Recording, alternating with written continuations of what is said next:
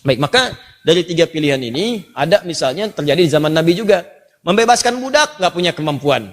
Setelah itu, ya Rasulullah, apa yang harus kulakukan? Puasa 2 bulan berturut-turut. Ya Allah, ya Rasulullah, aku nggak punya kemampuan untuk itu, fisikku lemah.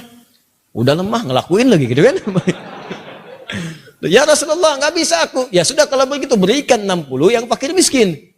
Ya Rasulullah, aku orang paling miskin di sini.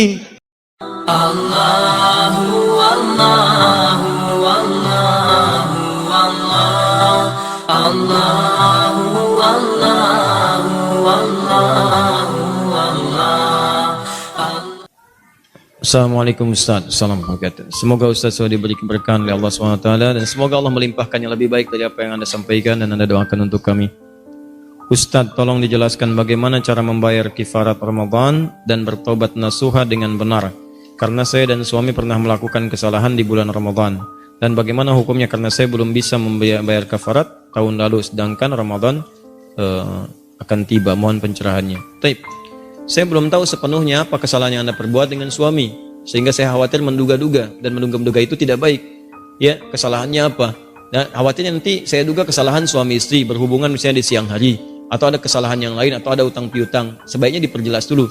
Kalau misalnya kesalahannya adalah kesalahan yang dimaksudkan, adalah kesalahan terkait hubungan suami istri di siang hari Ramadan, maka dilihat apakah itu karena ketidaktahuan ataukah dengan penuh pengetahuan dan secara sadar meyakinkan dilakukan. Kalau sadar benar itu tahu, hukumnya tahu, kemudian dikerjakan, maka 3 alternatifnya. Ya, membebaskan budak, yang kedua kemudian memberi makan 60 orang miskin, atau puasa 2 bulan berturut-turut. Turut-turut. Dan ini bukan pilihan, diambil yang paling sulit dulu.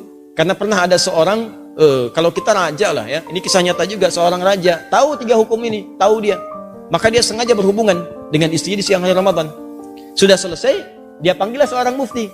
Aku kecelakaan katanya, kecelakaan, aku melakukan hubungan, tolong Anda kumpulkan 60 orang miskin, saya mau berikan. Ya, apa kira-kira kafaratnya? Benar seperti itu? Kata muftinya, mohon maaf Baginda, yang Baginda simpulkan kurang tepat. Yang harus Baginda lakukan sekarang adalah, mohon maaf, Baginda harus puasa 2 bulan berturut-turut. Kalau batal, ulangi lagi. Oh, kan hadisnya nggak seperti itu. Memang hadisnya mengatakan 3 pilihan, tapi pilihan itu sesuai dengan kadar yang ditetapkan bagi pelakunya.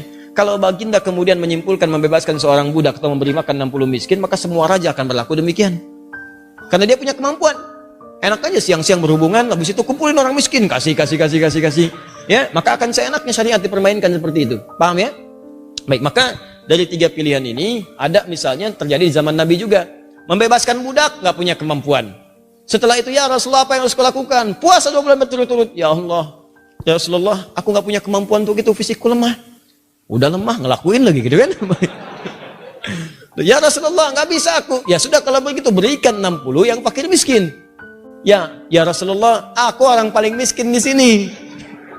Berikan 60 miskin, aku orang paling miskin. Nabi ketawa mendengar itu. Setelah ketawa, Nabi pulang ke belakang. Dari belakang Nabi bawakan kemudian makanan, nih buat kamu, bawa ke rumah, nggak usah nanya lagi katanya. Nih bawa ke rumah. Jadi kalau memang itu yang terjadi, kemudian coba lihat, pertama bertobat dulu kepada Allah, bertobat, ya sampaikan kemudian permohonan ampunan kepada Allah dengan tobat yang benar, tangisi itu, minta ampunan kepada Allah. Kemudian lihat diantara itu yang bisa Anda kerjakan. Membebaskan budak itu nggak mungkin sudah tidak ada. Puasa yang Anda bisa kerjakan dicoba. Kalau kemudian Anda tak mampu dengan itu semua, maka Anda mencoba memberikan makanan kepada orang-orang miskin seperti yang tertera dalam riwayat-riwayat yang sahih seperti yang tadi kami sampaikan. Semoga Allah memberikan kemuliaan-kemuliaan. Kalau kasusnya berbeda dengan ini, maafkan saya karena saya tidak tahu kasusnya secara spesifik seperti apa. Terima kasih sudah menonton. Jangan lupa bagikan video ini, karena barang siapa yang menunjuki kepada kebaikan, maka dia akan mendapatkan pahala seperti orang yang mengerjakannya.